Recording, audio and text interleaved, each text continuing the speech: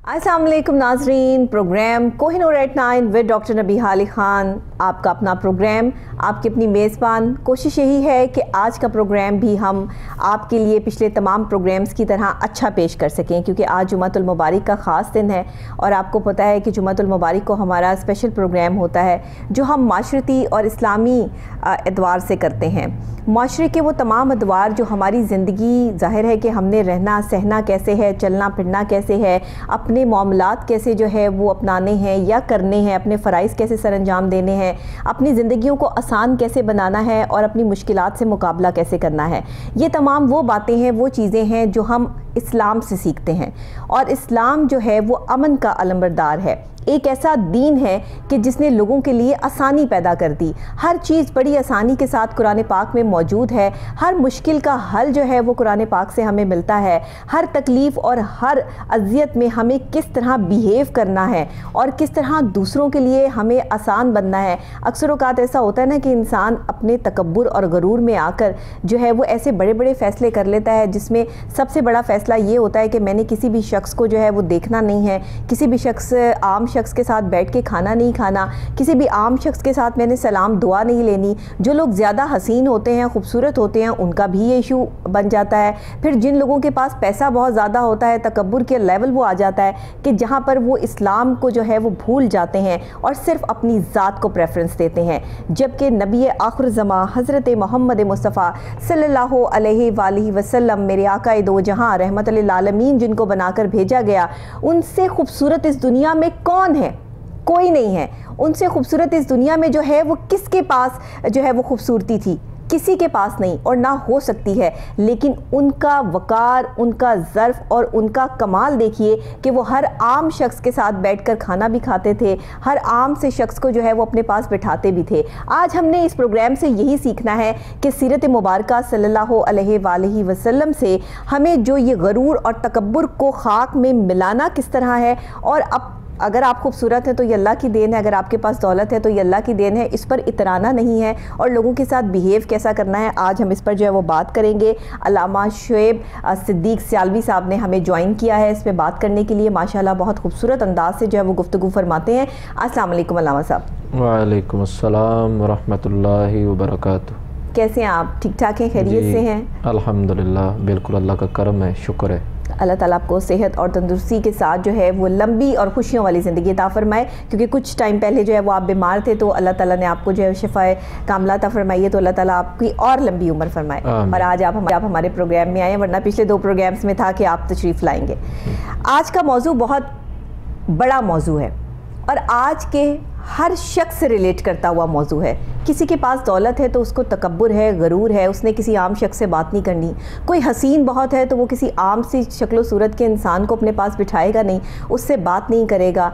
Even कि किसी ने अच्छी खुशबू भी लगा ली है तो उसका भी तकब्बुर है, उसका भी गरूर है। ये क्या है? हमारे इर्द गिर्द तो ऐसा, हमें तो हमारे आका ने, हमारे इस्लाम ने, हमारे अल्लाह ने हमें तो ऐसा नहीं सिखाया। फिर ये चीज़ें हमने कहाँ से अडॉप्ट कर ली? बिस्मिल्लाहिर्रहमानिर्रहीम। डॉक्टर साहिबा, सबसे पहले मैं हमेशा की तरह आज भी आपका, आपकी पूरी कोहिनूर टीम का शुक्रिया अदा करता हूँ और आपको एक मर्तबा फिर मुबारकबाद पेश करता हूँ कि आप रबीउल अव्वल शरीफ के इस प्यारे महीने के अंदर, जिसमें आक़ाए दो जहाँ नबी आखिर ज़मां सल्लल्लाहु अलैहि वसल्लम इस दुनिया में जलवागर हुए और आपने इस खूबसूरत बज़म का एक मरतबा फिर इनेकाद किया। मैं आपको मुबारक बारहा पेश करता हूँ। बहुत शुक्रिया। और हमारी खुशकिस्मती है आज आपने जिस टॉपिक का जो है उसको सिलेक्ट किया है, वो टॉपिक बड़ा अहम है कि अगर हम देखें कायनात में आप सल्लल्लाहु अलैहि वसल्लम से बढ़कर इस दुनिया में कोई भी शख्सियत नहीं आई। ना ही ऐसा बेटा किसी माँ ने पैदा किया और ना ही क़यामत तक ऐसा बेटा दुनिया में आएगा जिस तरह के आका सल्लल्लाहु अलैहि वसल्लम की ज़ात अक़दस रब्बुल आलमीन ने इस दुनिया में भेजी। तो ऐसी ज़ात को अगर हम देखें तो अल्लाह रब्बुल आलमीन जिसकी खूबसूरती की कसमें कुरान मजीद में खाता है, सुभान अल्लाह, जिसकी विलादत से लेकर حضور کے وصال تک، بلکہ حضور سے پہلے سے حضور کی ولادت سے پہلے، آپ کی اس دنیا میں آنے سے پہلے اللہ رب العالمین نے حضور کا تذکرہ فرمایا۔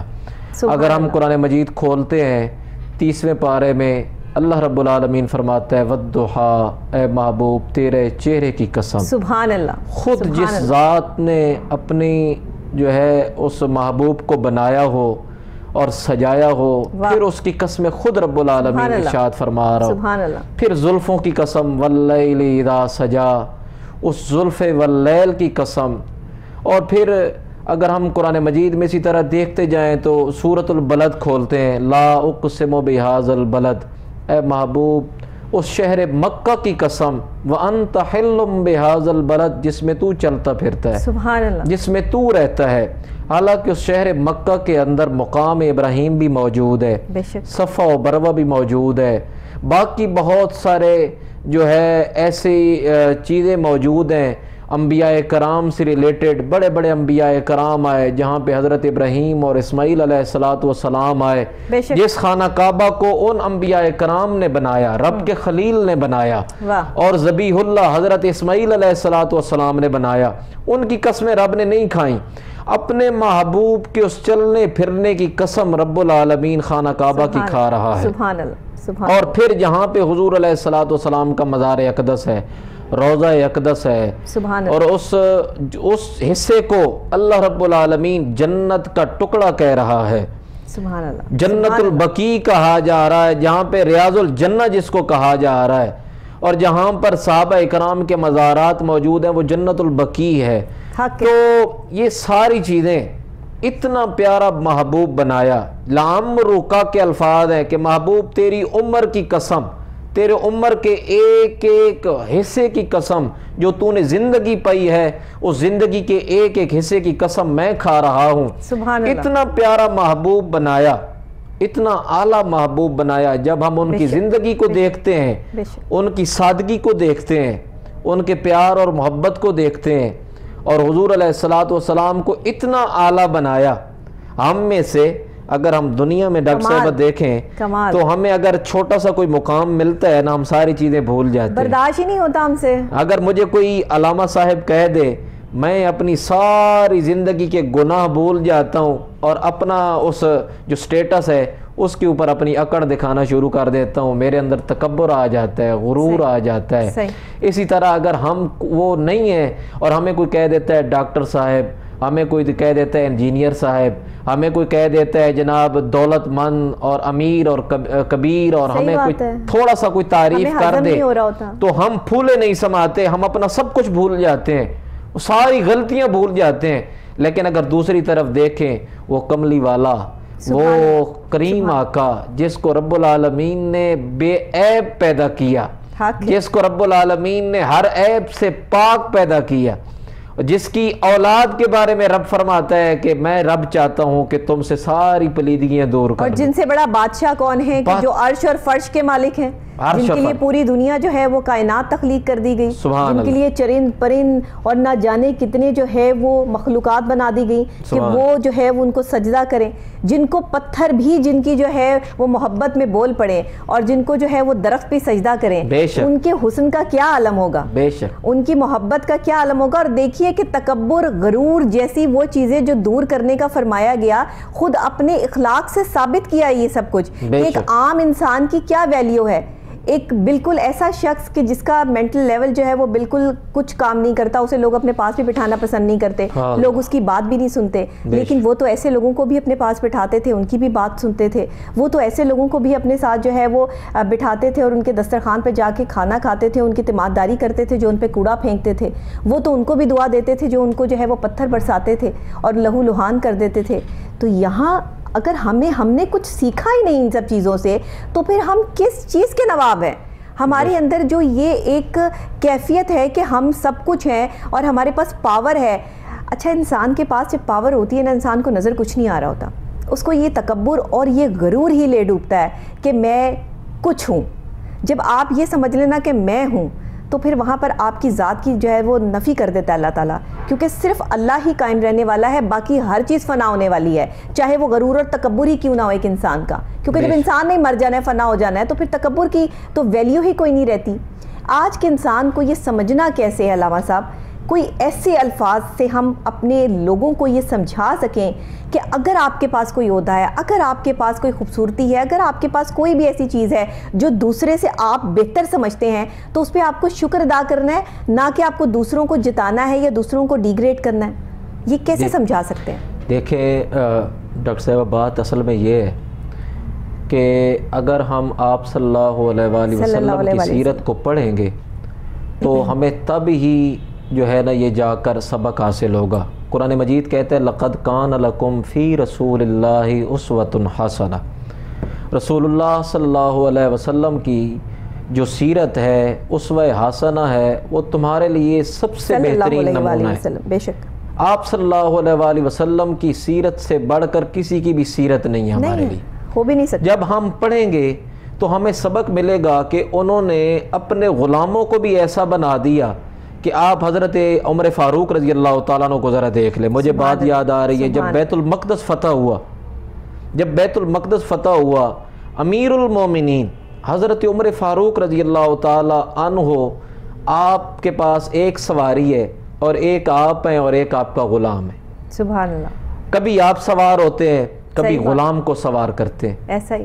لیکن جب بیت المقدس کے سامنے پہنچے، جب قریب پہنچے، اب کیا ہے کہ سامنے غیر کھڑے ہوئے ہیں، نہ ماننے والے کھڑے ہوئے ہیں۔ اب باری باری سوار تو ہو رہے تھے، غلام کے دل میں خیال آیا کہ اگر اب بھی میں سواری پہ سوار ہوتا ہوں، اور اللہ رب العالمین کا کرنا ایسا ہوا کہ جب وہاں پہ پہنچے بیت المقدس تو وہاں پہ باری غلام کی آ گئی، سوار ہونے کی باری غلام کی آ گئی، اور امیر المومنین وقت کا پیدل چل رہا ہے۔ تو غلام نے عرض کی جناب جب میری باری ہے یہ آپ لے لیں، ایسا نہ ہو کہ یہ کہہ دیں کہ یہ وقت کا حاکم ہے جو سواری پہ آ رہا ہے، جس کا رنگ کالا ہے، جو دیکھنے میں غریب نظر آ رہا ہے، اگر وقت کا حاکم ایسا ہے تو غلاموں کا کیا حال ہوگا؟ یا امیر المومنین آپ سواری پہ آ جائیں اور میں پیدل چلتا ہوں۔ تو امیر المومنین حضرت عمر فاروق رضی اللہ تعالیٰ عنہ فرماتے ہیں نہیں، ہمیں کریم آقا صلی اللہ علیہ وسلم نے سکھایا ہے باری غریب کی ہو یا امیر کی ہو، اسے باری ملنی چاہیے۔ اسے یہ نہیں دیکھنا چاہیے کہ میں وقت کا آقا ہوں، میں حاکم ہوں، میں امیر المومنین ہوں، میری عزت میں فرق آ جائے گا۔ فرمایا نہیں، تو سواری پہ سوار رہے۔ اور یہی بات ہوئی، جب آپ وہاں پہ پہنچتے ہیں تو وہ ایک دوسرے سے باتیں کر رہے تھے، وہ کہہ رہے تھے یہ حاکم ہے جس کا رنگ کالا ہے، جو دیکھنے میں ایک غریب نظر آتا ہے، اس نے بیت المقدس فتح کی ہے اور یہاں پہ حکومت یہ کرے گا۔ تو ساتھ میں جو صحابی رسول کھڑے ہوئے تھے انہوں نے کہا نہیں، حاکم یہ نہیں ہے جو سواری پہ آ رہا ہے، حاکم وہ ہے جو پیدل چل رہا ہے۔ سبحان اللہ، جو پیدل چل رہا ہے۔ تو پھر وہاں پہ جو کھڑے تھے، جو تورات اور انجیل کے عالم، انہوں نے کہا ہم نے اپنی کتابوں میں پڑھا ہے کہ بیت المقدس وہی فتح کرے گا جو خود تو پیدل ہوگا لیکن سواری پہ غلام ہوگا۔ واہ، ہم نے اپنی کتابوں میں یہ پڑھ رکھا ہے کہ اس بیت المقدس کو آ کر وہی فتح کرے گا جو اپنے غلاموں کو یہ حقوق دے گا، انصاف دے گا۔ تو یہ صرف یہی نہیں، آپ نے دیکھیں کہ حضرت بلال حبشی رضی اللہ تعالیٰ عنہ نے اسلام کے لیے کتنے زخم جھیلے۔ صحیح، رنگ آپ کا کالا تھا، صحیح، ہونٹ اور ناک چپکی ہوئی تھی، جیسے بھی تھے اللہ رب العالمین نے بنایا تھا۔ حبش سے آئے تھے، وہاں کے لوگوں کا رنگ کالا ہوتا ہے، یہ قدرتی طور پہ اللہ رب العالمین کی بناوٹ ہے۔ آپ کا جیسے بھی حال تھا، لیکن آپ ذرا دیکھیں کہ انہوں نے اتنے زخم برداشت کیے، سلاخیں جھیلیں، گرم ریت پہ لٹایا گیا، اور غلام وہ غلام جس کو کوئی منہ نہ لگاتا تھا، جس کو ساتھ تک کوئی نہ بٹھاتا تھا، لیکن کملی والے آقا صلی اللہ علیہ وسلم نے مقام کیا دیا؟ مقام یہ دیا کہ جب خانہ کعبہ فتح ہوا، ایسے موقع پر امیر لوگ یاد آتے ہیں، ایسے موقع کے اوپر انسان اپنے امیروں کو اور دوستوں کو اور جگری یاروں کو یاد کرتا ہے۔ صحیح بات ہے۔ ایسے موقع پر حضور فرماتے ابو بکر تو آ، عمر تو آ جا، عثمان علی تم آ جاؤ، کیونکہ تم لوگ میرے قریبی ہو، تم امیر ہو، تم زیادہ بہتر ہو، تمہارا خاندان اچھا ہے، تم قریش قبیلے سے ہو. سبحان اللہ. لیکن حضور نے یہ نہیں فرمایا. فرمایا میرا بلال کہاں ہے. سبحان اللہ. اس وقت خانہ کعبہ جب فتح ہوا، کہا بلال کہاں ہے. لوگوں نے سمجھا کوئی کام ہوگا، کوئی چھوٹا سا کام ہوگا، پانی کے لیے بلا رہے ہوں گے، کوئی خدمت کروانی ہوگی. لیکن حضور نے یہ نہیں فرمایا. فرمایا آج بلال خانہ کعبہ کی چھت پہ چڑھ جا، آج اذان خانہ کعبہ کی چھت پہ پڑھ کے بتا دے کہ میرا بلال جس نے میرے لیے زخم جھیلے اسلام کے لیے، یہ کریم آقا غلاموں کو حقوق دینے کے لیے آیا ہے، یہ پیار اور محبت دینے کے لیے آیا، یہ لوگوں کو بتانے کے لیے آیا کہ میرا سٹیٹس اتنا ہائی ہے، میرا خاندان اتنا اعلیٰ ہے. اتنی عظیم ترین شخصیت، اتنی خوبصورت انسان کہ دنیا میں دوسرا اللہ نے ویسا بنایا ہی نہیں، اور نہ ہی اللہ تعالیٰ جو ہے وہ رہتی دنیا تک جو ہے وہ ایسا کوئی انسان جو ہے وہ بنائیں گے. تو وہاں پہ حضرت بلال حبشی، جہاں پر ان کا جو نقشہ ہمارے سامنے آتا ہے، ان کی جو شکل و صورت ہمارے سامنے آتی ہے، تو پھر وہ تو ان سے بات بھی نہ کرتے اور انہیں تو اس چیز کا احساس بھی نہ ہوتا. لیکن دیکھیے کہ کتنا بڑا سبق ہمیں اس بات سے ملتا ہے کہ جس نے آپ کی خاطر جو ہے، اچھا جب محبت کرنے والے لوگ ہوتے ہیں نا، جو دل اور درد رکھنے والے لوگ ہوتے ہیں، جو آپ کے ساتھ چلنے والے لوگ ہوتے ہیں، وہ اتنے خوبصورت نہیں ہوتے، ان کے دل بڑے خوبصورت ہوتے ہیں. اور جن کے چہرے بڑے خوبصورت ہوتے ہیں، اکثر اوقات لوگ ان کے بارے میں یہ رائے رکھتے ہیں کہ شاید ان کے دل خوبصورت نہیں ہوتے. بڑی بات ہوتی ہے کہ اگر چہرہ بھی خوبصورت ہو اور دل بھی اللہ خوبصورت دے دے، اور یہ دونوں خوبصورتیاں جو ہیں وہ ایک شخص میں جو ہے وہ پنہا ہو جائیں. ایسا شخص عام شخص تو نہیں ہو سکتا، لیکن اللہ کے نزدیک وہ خاص ضرور ہو سکتا ہے، کیونکہ اللہ نے اسے اتنے پیار و محبت سے ضرور بنایا ہے کہ اس کا چہرہ اور اس کا دل جو ہے وہ، اور کہتے ہیں کہ چہرہ عکاسی کرتا ہے. علامہ صاحب اس چیز کو ضرور یہاں کلیئر کیجیے گا کہ چہرہ آپ کے اعمال کی عکاسی کرتا ہے. آپ جیسے اعمال کرتے ہیں وہی اعمال آپ کے چہرے پر نظر آتے ہیں. کیا یہ حقیقت ہے؟ بالکل حقیقت ہے. اور چہرہ ایک آئینہ ہے اور آئینے کی مانند ہے. چہرہ اللہ رب العالمین نے جو بنایا، پچھلی امتوں کے ساتھ یہ حال احوال تھے. اللہ رب العالمین نے ہمارے اوپر یہ کرم فرمایا کہ ہماری شکلیں نہیں بدلی. یہ بھی حضور علیہ الصلوۃ کے صدقے سے ہے. لیکن پچھلی امتوں میں یہ تھا کہ اگر وہ کوئی گناہ کرتے تھے، اللہ رب العالمین ان کی شکلیں بگاڑ دیتا تھا، اور پھر ان کے ساتھ یہ ہوتا تھا کہ ان کی شکل پہ، ان کی پیشانی پہ لکھ دیا جاتا تھا کہ یہ گناہ کر کے آ رہا ہے، اس نے چوری کی، اس نے ڈاکہ مارا، اس نے زنا کیا، اس نے جھوٹ بولا، اور اس کی پیشانی پہ لکھ دیا جاتا تھا. لیکن اللہ رب العالمین نے حضور علیہ الصلوۃ کی امت میں حضور کے صدقے سے یہ کرم فرمایا کہ ان کی شکلیں نہیں بگڑی. بلکہ ہم جب کسی نیک اعمال کرتے ہیں، کوئی آدمی درود شریف پڑھنے والا ہے، وہ نماز پڑھنے والا ہے، نیک اعمال کرنے والا ہے، سچ بولنے والا ہے، کسی کو جو دھوکہ نہیں دیتا، اللہ رب العالمین اس کے چہرے کو نورانی کر دیتے ہیں. بڑے بڑے ہمارے علماء کرام، بڑے بڑے مشائخ، بڑے بڑے جو ہے دین کا کام کرنے والے لوگوں کو اگر ہم دیکھیں تو ایسے گزرے ہیں کہ بظاہر تو اللہ رب العالمین نے ان کا رنگ کالا بنایا تھا، ان کی بناوٹ اتنی خوبصورت نہیں تھی، لیکن نیک اعمال کرنے کی وجہ سے اللہ تعالیٰ نے ان کے چہروں کو نورانی کر دیا. تو جو آدمی ویسے بھی حضور علیہ الصلوۃ نے ارشاد فرمایا جو آدمی جو دن میں 5 مرتبہ وضو کرتا ہے، اللہ رب العالمین اس کے جسم کو گناہوں سے ایسے پاک کر دیتا ہے کہ اس نے کبھی کوئی گناہ کیا ہی نہ ہو. سبحان اللہ. تو اللہ تعالیٰ کا یہ وعدہ ہے کہ جب انسان ایک باوضو رہتا ہے، اللہ تعالیٰ اس کے چہرے کو بارونق رکھتا ہے. خود بخود ایک آدمی جب 5 مرتبہ وضو کرے، جیسے ہی اس کے چہرے پر میل ہے پھر وہ وضو کر لے، پھر جب اس کے چہرہ خراب ہونے لگے، جسم اس کا خراب ہونے لگے، پھر وہ اپنے جب چہرے کو اور جسم کو دھو لیتا ہے تو اس کا جسم گناہوں سے بھی اس طرح ہی پاک رہے گا، میل سے بھی پاک رہے گا. تو اللہ رب العالمین کے جب آدمی قریب جاتا ہے، باوضو رہتا ہے، اللہ تعالیٰ اس کے چہرے کو، اس کے جسم کو گناہوں سے اور میل سے دور رکھتا ہے.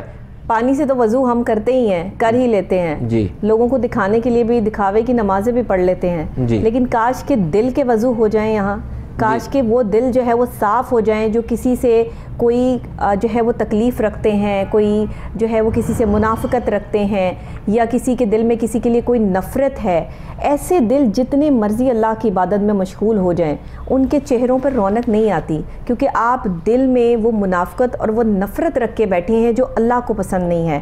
اللہ کو تو وہ بندہ پسند ہے جو معاف کر دینے والا ہے۔ بے شک آپ کے اوپر کسی نے اذیت کے پہاڑ توڑ دیے، لیکن آپ پہ اب ڈیپینڈ کرتا ہے کہ آپ نے اس کو جو ہے وہ کیا سزا دی، یا آپ نے پھر اپنا معاملہ اللہ پہ چھوڑ دیا۔ جب آپ اپنے معاملات اللہ پہ چھوڑ دیتے ہیں تو آپ کے لیے اللہ تعالیٰ وہ آسانیاں پیدا کرتے ہیں جو آپ کی سوچ سے بالا تر ہوتی ہیں۔ ہم ایسی سوچ بھی نہیں رکھ سکتے۔ یہ صرف باتیں نہیں ہیں کہ کتابوں میں سے پڑھی اور یہ باتیں بن گئیں، ایسا حقیقت میں ہوتا ہے، اور ایسا وہی لوگ آزماتے ہیں جن کا توکل اور ایمان جو ہے وہ اللہ اور اس کے رسول کی ذات پر جو ہے وہ پختہ ہے، کیونکہ اللہ کے ساتھ رسول کا نام جڑا ہے۔ جب ہم لا الہ الا اللہ محمد رسول اللہ پڑھتے ہیں تو ہمیں اس چیز کا یقین ہو جاتا ہے کہ اللہ کے ساتھ جو رسول کے صدقے سے ان کے وسیلے سے مانگے گا بات اسی کی مانی جائے گی۔ ایسے تو اللہ تعالیٰ اپنے محبوب کے لیے جو ہے وہ پوری کائنات نہیں بنا سکتا، کوئی تو ریزن تھی، کوئی تو محبت کا تقاضا تھا کہ ہم سب کو بنا دیا، انسانوں کو بنا دیا۔ جن کو بڑے پیار سے بنایا وہ پیار ان کے چہروں پر جھلکتا بھی ہے، وہ ان کی چیزوں میں نظر بھی آتا ہے، لیکن جن کو اور پیار سے بنایا ان کی شخصیت میں نکھار پیدا کر دیا، ان کے دل بہت اچھے بنا دیے۔ تو یہ جو آج کے دور سے ہم گزر رہے ہیں، یہاں پہ ہمیں سیکھنا کیا ہے علامہ صاحب، اور کون سی ایسی باتیں ہیں جس سے ہمیں اجتناب کرنا ہے کہ ہمارے چہروں پہ یہ رونق برقرار رہے؟ دیکھیں، جو دل کی بات کر رہے تھے کہ دل کو پاک ہونا اور صاف ہونا بڑا ضروری ہے جی، تو اللہ رب العالمین قرآن مجید میں فرماتا ہے، اللہ اور اللہ کے رسول صلی اللہ علیہ وآلہ وسلم نے ہمارے لیے سب کچھ کھول کے بیان کر دیا۔ الا بذکر اللہ تطمئن القلوب، آپ کے دلوں کا سکون اللہ کے ذکر میں ہے۔ بے شک، خبردار ہو جاؤ۔ اللہ کا جو شروع میں لگانا اس بات کی یہ دلیل ہے، اور اللہ رب العالمین یہ فرمانا چاہتا ہے کہ خبردار، جب ہم کسی جگہ پہ جاتے ہیں تو ایک بتانے والا ایک خاص، جب کسی چیز کو جب خاص کیا جاتا ہے، کسی خاص پیغام کو جب دیا جاتا ہے تو اس وقت خبردار کے الفاظ آتے ہیں۔ خبردار، یہ کوئی عام بارگاہ نہیں ہے، خبردار ہو جاؤ، یہ کوئی عام جملہ نہیں ہے۔ اللہ رب العالمین فرماتے ہو دلوں کا سکون ڈھونڈنے والے، دنیا کے اندر دلوں کا سکون ان چیزوں میں نہیں ملے گا بلکہ اللہ کے ذکر میں ہوگا۔ اب اللہ کا ذکر کیا ہے؟ صرف اللہ کا ذکر یہ نہیں ہے کہ ہم اللہ اللہ کرتے رہیں، بلکہ اللہ کا ذکر یہ ہے کہ ہمارے کان ہمیشہ سچ سنیں، ہماری زبان ہمیشہ سچ بولے، بے شک، ہمارے قدم نیکی کی طرف اٹھیں، بے شک، ہمارے ہاتھ ہمیشہ حلال کی طرف جائیں۔ رائٹ۔ ہم اب کسی کو دیتے ہیں تو ہمارے دل میں اور ہمارے دماغ میں یہ بات ہونی چاہیے کہ ہم یہ حلال کما کر دے رہے ہیں۔ صحیح بات۔ ہم کسی سے لے رہے ہیں تو ہمیں یہ معلوم ہونا چاہیے کہ ہم حلال لے رہے ہیں۔ ہم اگر کسی سے کوئی بات کر رہے ہیں تو ہمیں یہ معلوم ہونا چاہیے ہم ٹھیک کہہ رہے ہیں، صحیح صحیح، ہم کسی کو کوئی غلط سبق نہیں دے رہے۔ تو یہ ہے الا بذکر اللہ تطمئن القلوب۔ جب ہم ایک دکانداری کرتے ہیں، ہمارا دل ہی مطمئن نہ ہو کہ یار یہ میں جو پیسہ لے رہا ہوں کسی سے اور میں دکانداری کر رہا ہوں یہ جائز ہے یا نہیں ہے، صحیح، روپے کی چیز میں 5 روپے میں دے رہا ہوں، میرا دل کیسے مطمئن ہوگا؟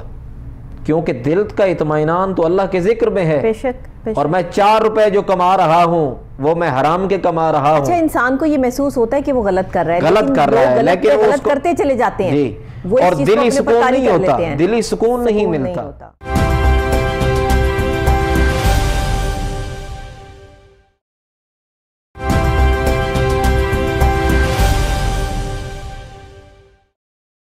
اس گھر میں بیماریاں شروع ہو جاتی ہیں، اس گھر میں تکالیف شروع ہو جاتی ہیں، جہاں پر آپ، کیونکہ میرے آقا دو جہاں حضرت محمد مصطفیٰ صلی اللہ علیہ وآلہ وسلم فرماتے ہیں کہ مومن ہے وہ، میرا امتی ہے وہ کہ جو سچ بولتا ہے اور جو کسی کو دھوکہ نہیں دیتا، کیونکہ ہمارا یہ تقاضا ہے، ہم سے تو تقاضا یہی کیا جا رہا ہے نا کہ ہم سچ بولیں اور کسی کو دھوکہ نہ دیں۔ آج ہم ہر طرف لوگوں کو دھوکے دے رہے ہیں، ہر طرف جھوٹ بول رہے ہیں، لوگوں کو جھوٹ بول بول کے دھوکے بازی میں جو ہے وہ ہم نے پھنسایا ہوا ہے، چاہے وہ ہمارے ریلیشنز ہیں، چاہے وہ ہمارے جو ہے وہ آفس ورک ہیں، وہ چاہے وہ ہمارے گھر کے معاملات ہیں، چاہے باہر کے معاملات ہیں، ہر معاملے میں جھوٹ بولتے ہیں۔ لوگوں سے جھوٹ بولتے ہیں ہم فلاں جگہ جا رہے ہوتے ہیں، ہم فلاں جگہ پہ ہیں، لوگوں سے ہم جھوٹ بولتے ہیں کہ ہم آپ کا یہ کام کر دیں گے، کرنا ہم نے کچھ بھی نہیں ہوتا. بے شک یہ وہ چیزیں ہیں جو ایک دن آپ کو بے عزت کروا دیتی ہیں. بے شک. اور یہ چیزیں آپ کو کبھی عزت نہیں دیتی، کیونکہ اس میں اللہ کی مرضی شامل نہیں ہے. اللہ نے آپ کو یہ سکھایا نہیں ہے، بتایا نہیں ہے. اس میں نہ تو اللہ نے آپ کا ساتھ دینا ہے، نہ جو ہے وہ کسی اور نے آپ کا ساتھ دینا ہے. اگر آپ جھوٹ بولتے ہوں گے تو یہ پکی بات ہے. علامہ صاحب پہلے تو وقتوں میں لکھ دیا جاتا تھا نا، مہریں لگ جاتی تھی کہ اس نے یہ گناہ کیا ہے. آج کے دور میں شکل جو ہے وہ بے شکل ہو جاتی ہے. میں نے اکثر لوگوں کی دیکھی، آپ یقین کریں، نور اڑ جاتا ہے جو یہ عمل کرتے ہیں، کالے علم کرواتے ہیں، کرتے ہیں، ان کے چہروں سے رونقیں اٹھا لی جاتی ہیں. جو کسی کی منافقت میں ہے، کسی کا جو ہے وہ کام خراب کرتے ہیں، کسی کی جو ہے وہ دل آزاری کرتے ہیں، تکلیف پہنچاتے ہیں. تو یہ چیزوں سے ہمیں بچنا ہے، اور یہ چیزیں ہمیں بہت اچھے طریقے سے پتہ ہے. اور ایک منافق کو پتہ ہوتا ہے کہ وہ منافق ہے، آپ یقین کریں. جھوٹ بولنے والے کو پتہ ہوتا ہے کہ میں جھوٹا ہوں، اور دھوکہ دینے والے کو پتہ ہوتا ہے کہ میں اس کو دھوکہ دے رہا ہوں.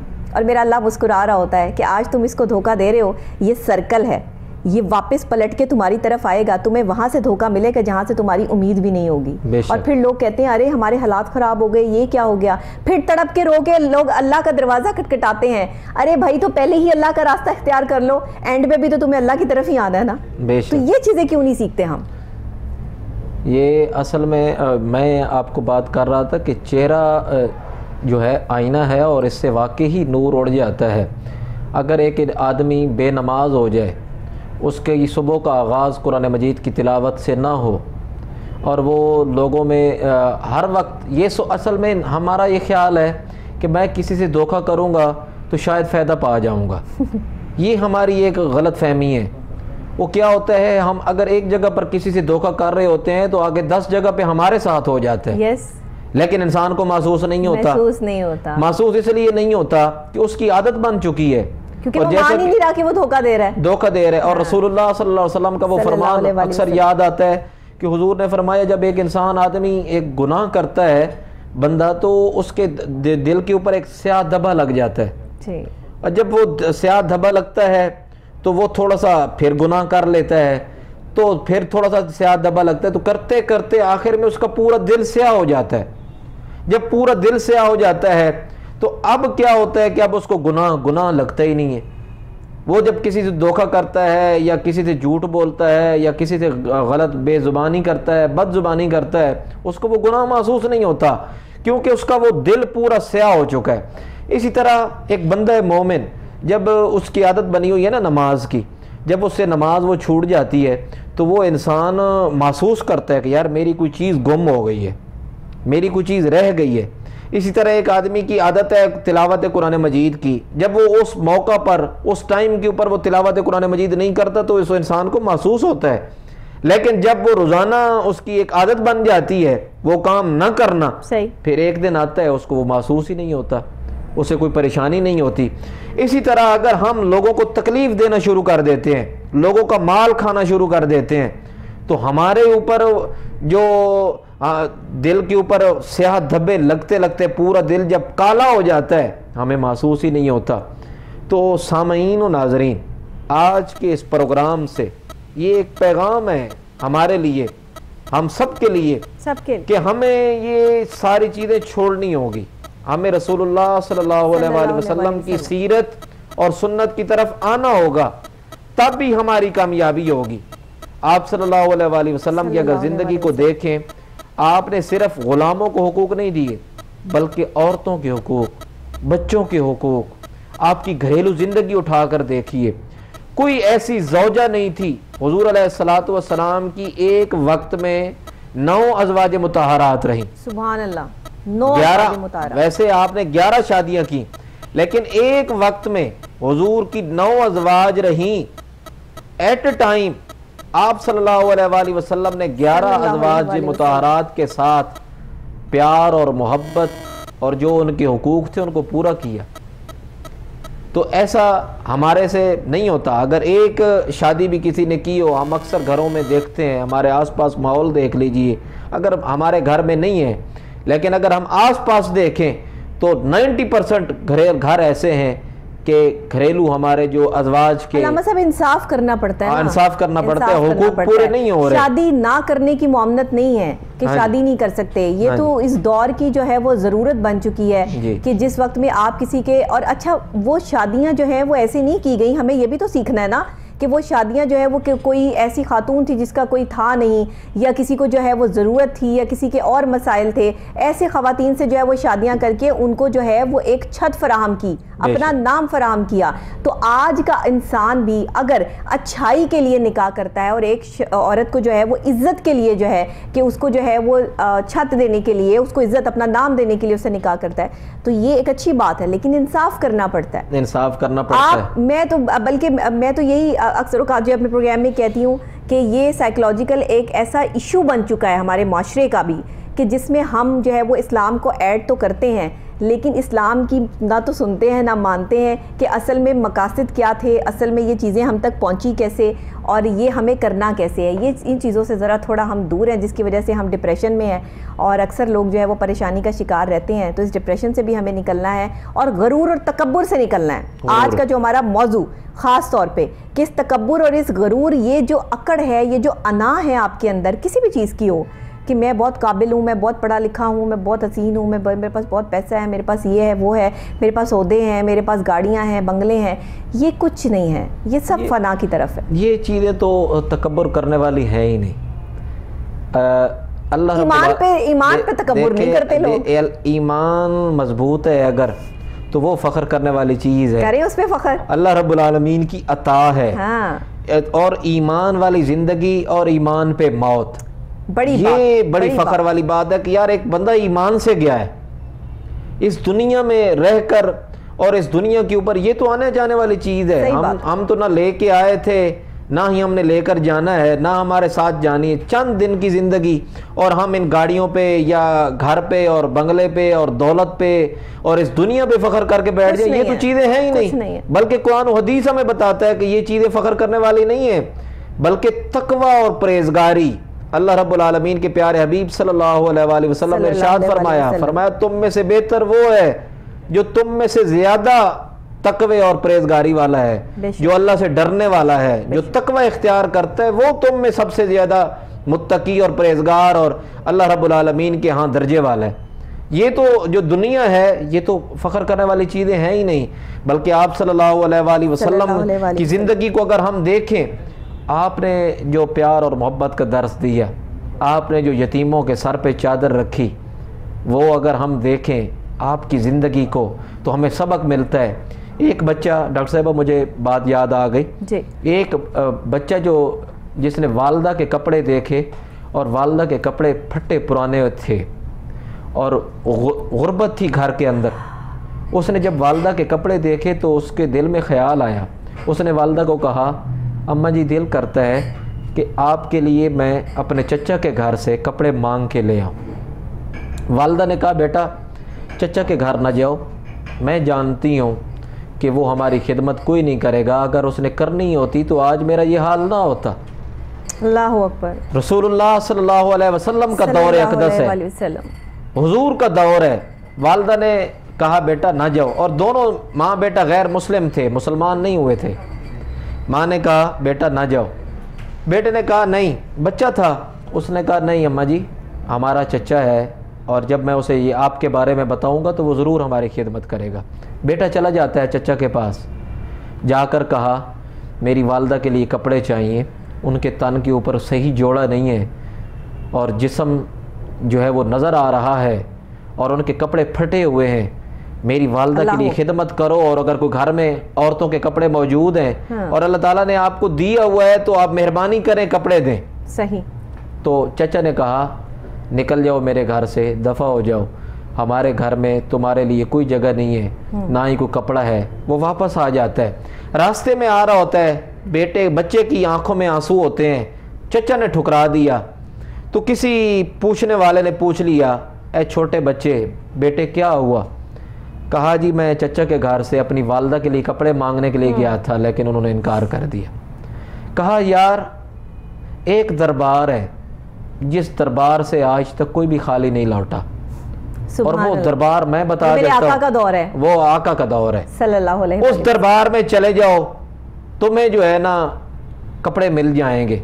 اس بچے نے کہا میں غیر مسلم ہوں, اور جس دربار کا تم بتا رہے ہو وہ دربار مسلمانوں کا دربار ہے. صحیح.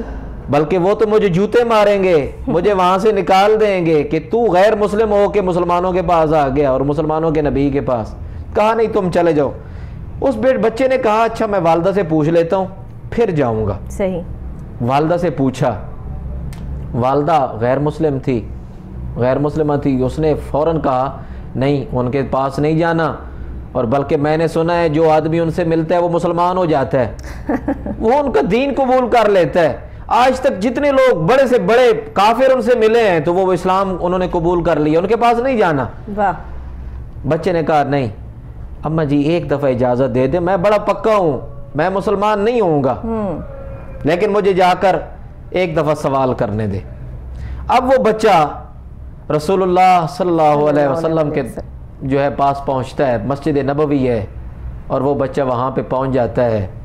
جیسے ہی حضور کے دربار میں پہنچتا ہے عرض کرتا ہے اے مسلمانوں کے نبی, آپ کے پاس میں ایک سوال لے کے آیا ہوں, اور وہ سوال یہ ہے کہ میری والدہ کے کپڑے پھٹے پرانے ہیں, اگر آپ مہربانی فرمائیں کوئی کپڑا مجھے عنایت کر دیں, میری والدہ کا جسم چھپ جائے گا اور ہم آپ کی ساری زندگی شکر گزار رہیں گے.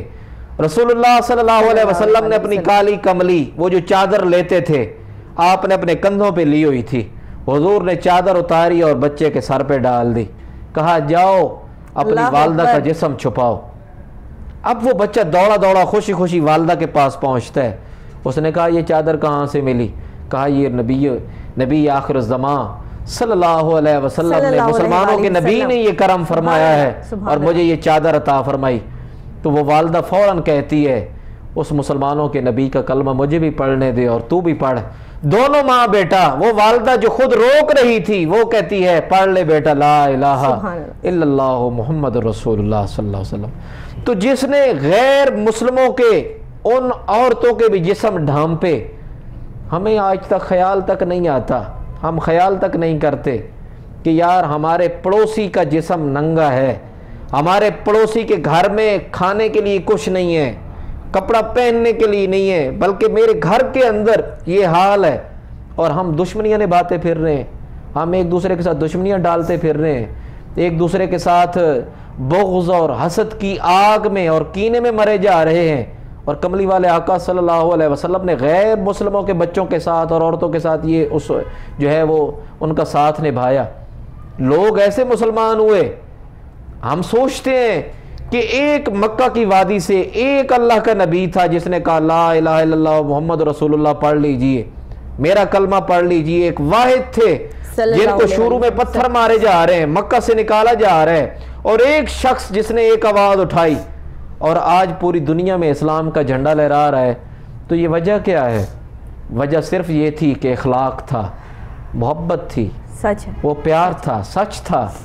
انہوں نے عورتوں کے ساتھ بچوں کے ساتھ ایسے پیار اور محبت سے پیش آئے. اب دیکھیے کہ اس بات سے ہمیں یہ سبق ملتا ہے جی کہ اسلام جو ہے وہ صرف مسلمانوں کے لیے نہیں بنا, اسلام انسانیت کا دین ہے. بے شک ہر طبقے سے تعلق رکھنے والے لوگ, ہر جو ہے وہ مذہب سے تعلق رکھنے والے لوگ جو ہیں وہ آج ہمارے ساتھ ہیں, ہمارے بہن بھائی ہیں, اور ہمیں یہی درس دیا گیا کہ ہر کسی کی خدمت کرنی ہے.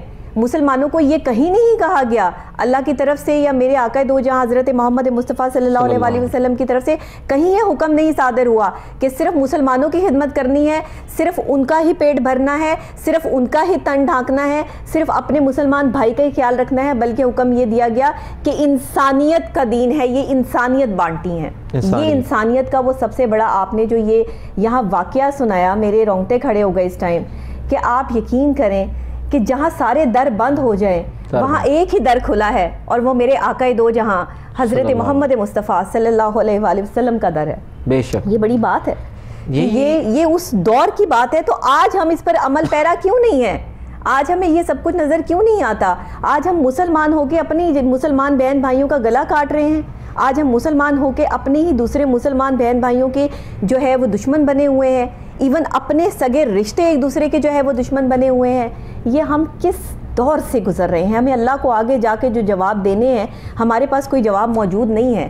ہمارے گناہ اتنے بڑھ چکے ہیں, اس کے بوجھ تلے ہم اتنے دب چکے ہیں کہ لوگ کہتے ہیں کہ میں نے تو کوئی گناہ کیا ہی نہیں. آپ کو کیا پتا کہ آپ سے کون سا گناہ سرزد ہو گیا.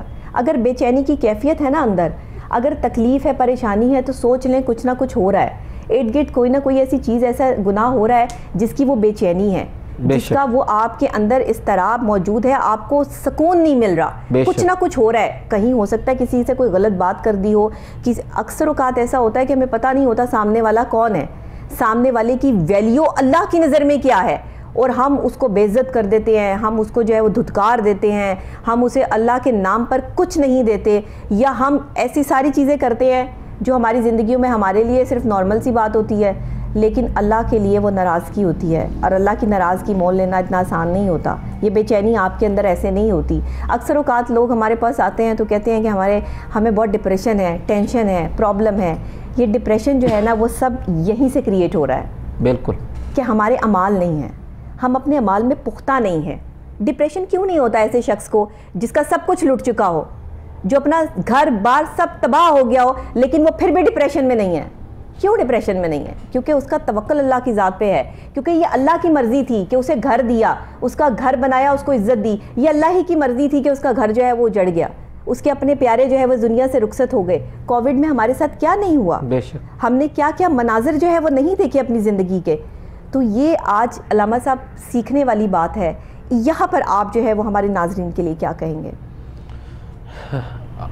بالکل, مشکلات کے اندر صبر کرنا یہ بڑے بڑے لوگوں کی علامات ہے, اور پھر مشکلات کے بعد دشمنوں کے ساتھ حسن سلوک سے پیش آنا یہ بھی بڑے لوگوں کی بڑی نشانی ہے. صحیح.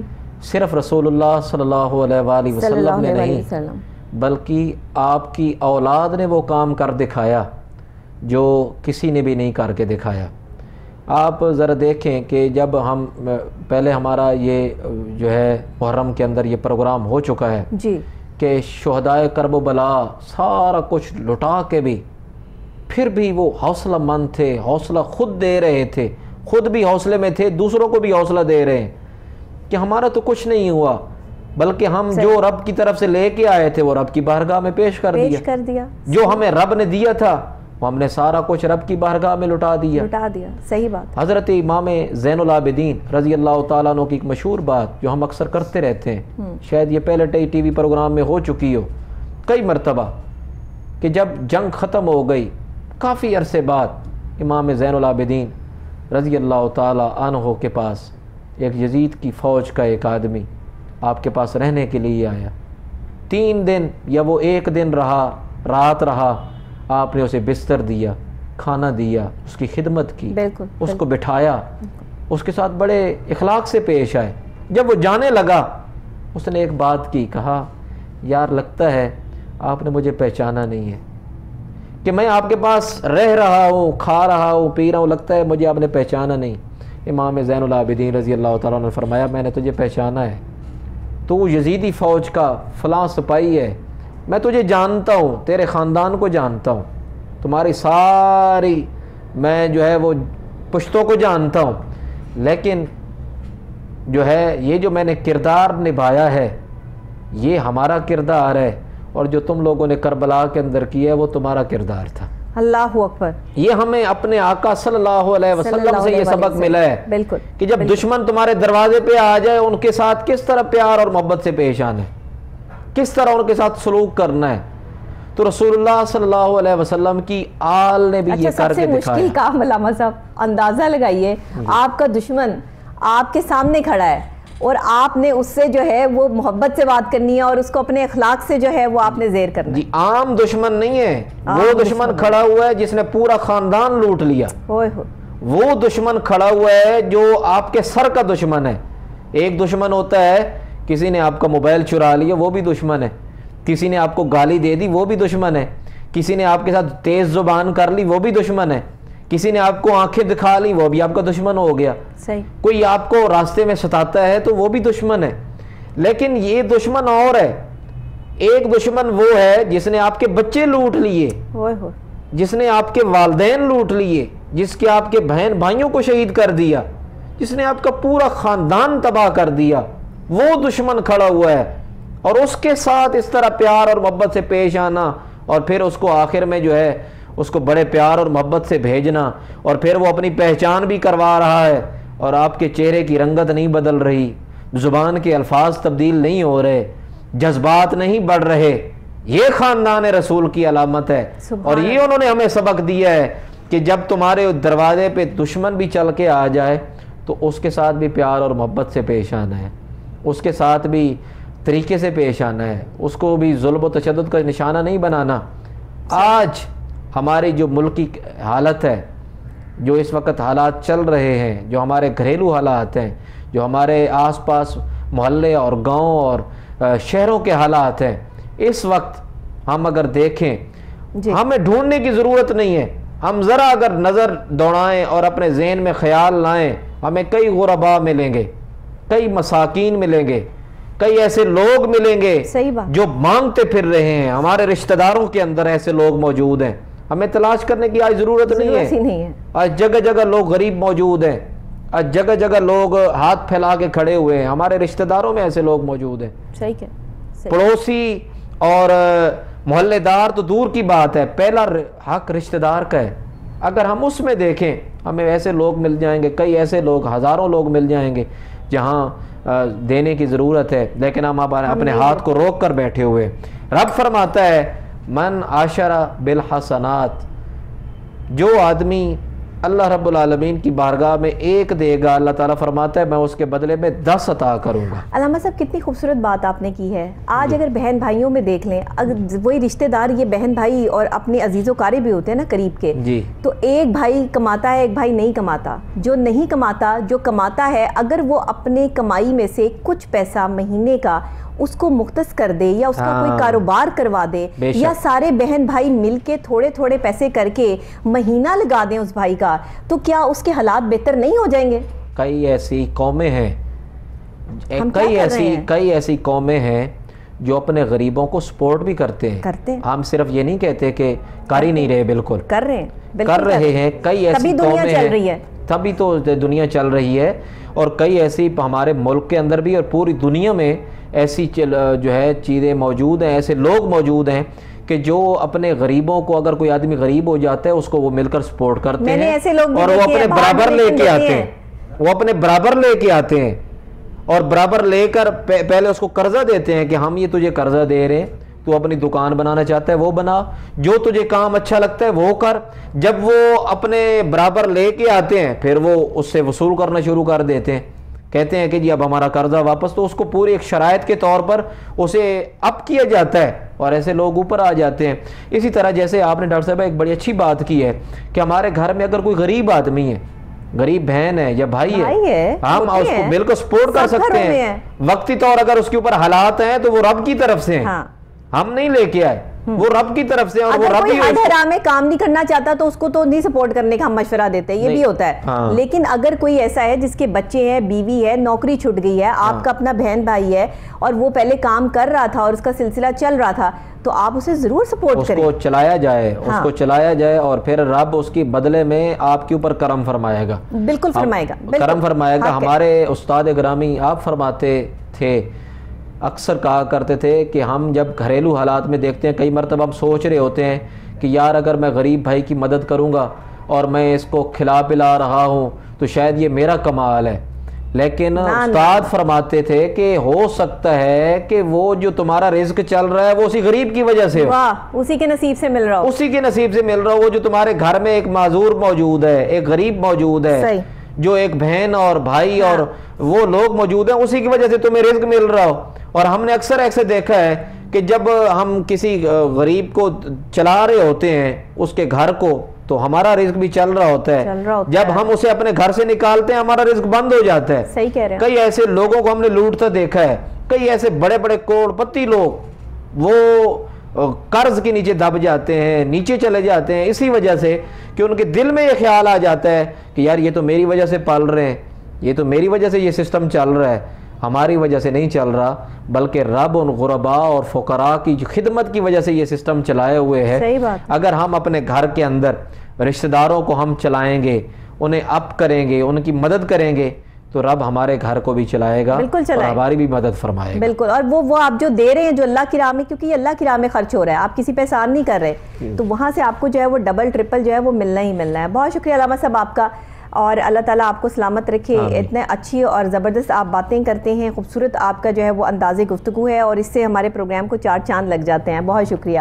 نیکسٹ بھی ہم آپ کو جو ہے وہ ضرور انوائٹ کرتے رہیں گے اپنے پروگرام میں. ناظرین آپ کا بھی بہت شکریہ کہ آپ ہمارے پروگرام کو دیکھتے ہیں. جمعۃ المبارک کا اسپیشل پروگرام جو ہم آپ کے لیے یہاں کرنے میں کس حد تک کامیاب ہوتے ہیں، یہ بہتر طور پہ اللہ کی ذات جانتی ہے، یا آپ لوگ اس کا فیڈ بیک دیتے ہیں تو مجھے پتہ چلتا ہے. اسی کے ساتھ مجھے میری پوری ٹیم کو دعاؤں میں یاد رکھیے گا، کیونکہ ہمارے ایک ایک پروگرام کے ساتھ ہماری پوری ٹیم کی محنت جڑی ہے.